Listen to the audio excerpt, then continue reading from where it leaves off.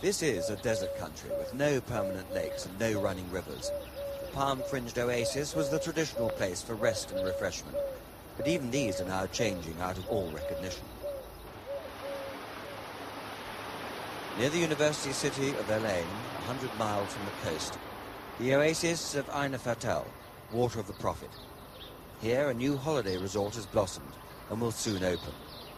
A family villa will cost £40 a day, including all meals. And the gardens around them have been created by a very enthusiastic Palestinian, Ismail Sayed. I hope to make another gardens and change this sands which you see in that side to green.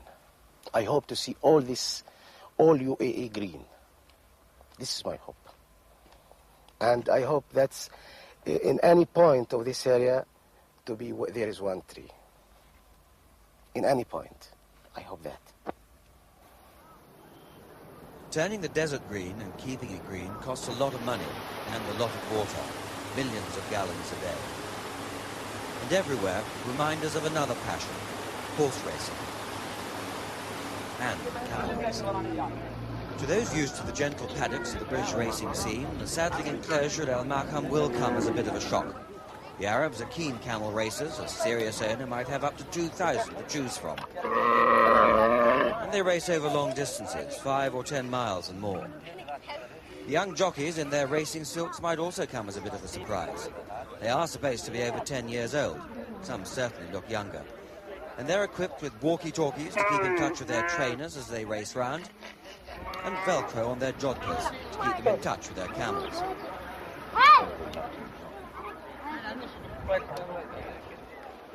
It is all rather different from Royal Ascot.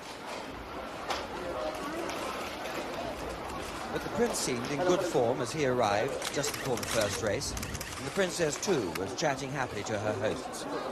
It was explained to them that the young riders had heavier camels next to them to pull them along at the start to get them going. Then they'd be on their own. That if they watched carefully, they'd see the races being cast off.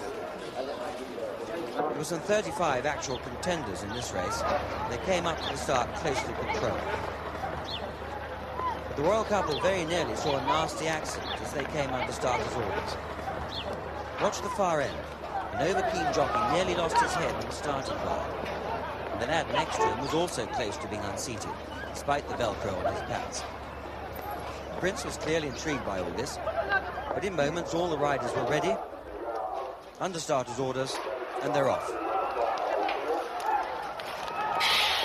rider on the far rails establishing an early lead. Now you can see some of the big camels casting off and letting the racers away, to disappear in a cloud of dust along the 5-mile track. Everyone was now settling back to watch the race. It all takes a bit of time. But at the halfway stage, there was clearly some excitement. On such a large racetrack, it's hard to follow the camels, other than on television, with a lively Arabic commentary.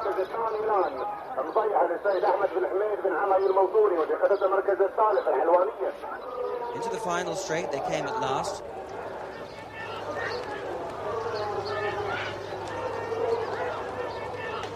Two young jockeys hard at it. It's definitely becoming a two-camel race. With an almost classic photo finish. Both riders claiming victory. The Prince was delighted. "We're so close," he said. With the day only halfway through, the royal motorcade pushed on deeper into the desert. Snaking through the dunes, sand tires, the pressure's lowered to keep them from getting stuck. That wasn't the only problem.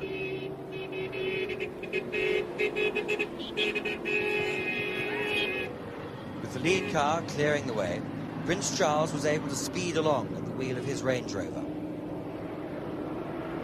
Whether it's a plane or a boat or car, he usually likes to be in the driving seat. Ahead of them lay the cool greenness of the Rabarakna oasis. Behind them, their desert escort. This was where they were to lunch. And a traditional, lavish feast was being prepared, laid out on carpets spread across the sand. An anxious chef made some finicky, last-minute adjustments as the royal couple approached. Soap, old English lavender no less, water and towels were ready to be offered to them, as is the custom here. At the entrance to the area, shaded by palm fronds, where they were to lunch.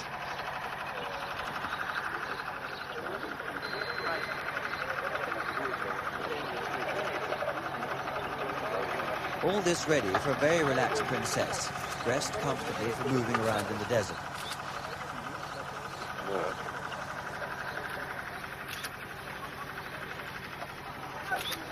Indeed, she'd worn this very outfit once before in Saudi Arabia. Maybe this helped her fit easily into these surroundings, despite being the only woman here. The prince came in, finding the whole business much more difficult.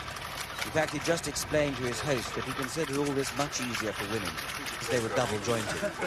Well, such is the light banter between the royal guest and royal host on such occasions. And it seemed at the time that he might have been a little embarrassed that photographers' lenses were being aimed for once as much at him as his wife. When his host inquired why so many would be taken, he replied, I suppose it's so they could get at least one good one. In Dubai, the second Sheraton they were to visit, it's difficult to realize that only 30 years ago there was little here except the core Dubai, this gently winding creek that runs inland for 10 miles, a unique feature along this arid Gulf coastline. Once a small fishing port with a little market, it's now an important trading centre. There's a huge immigrant population who live peacefully together here. Canny traders who sell and buy all manner of goods as demands are made. For some, a box of well-made British lavatory fittings.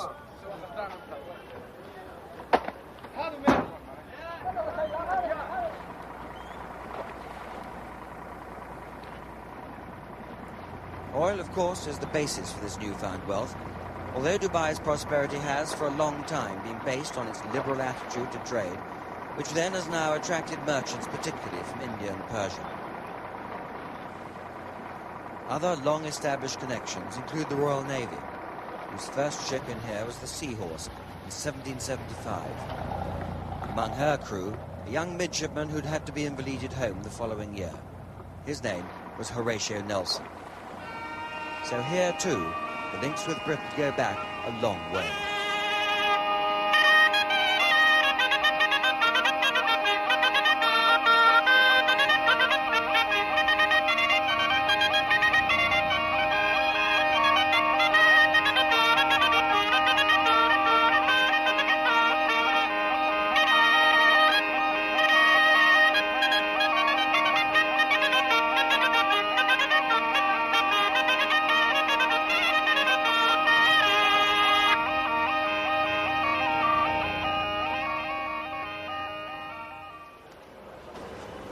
And so to the last leg of the tour, the princess causing a flurry of excitement with another new outfit.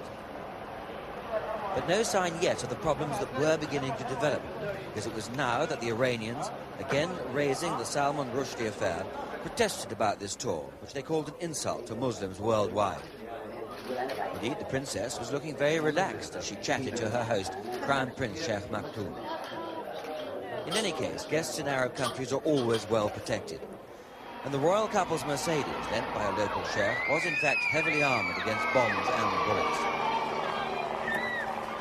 So the walkabout in the consulate gardens went ahead as planned.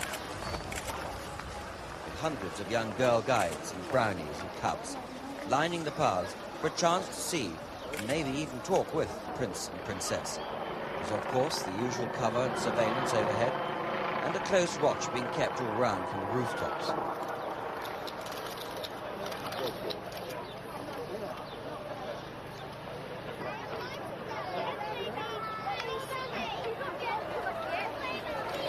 There's a large British contingent working in the Emirates, over 20,000. These young British children weren't disappointed with this visit.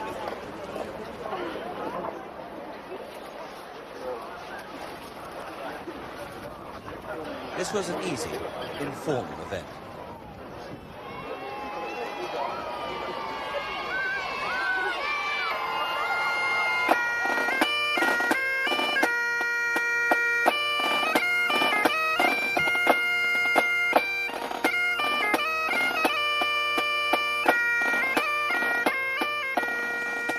Later that evening, with the ruler's piper and drummer playing in the same garden, guests mingled easily at another royal reception.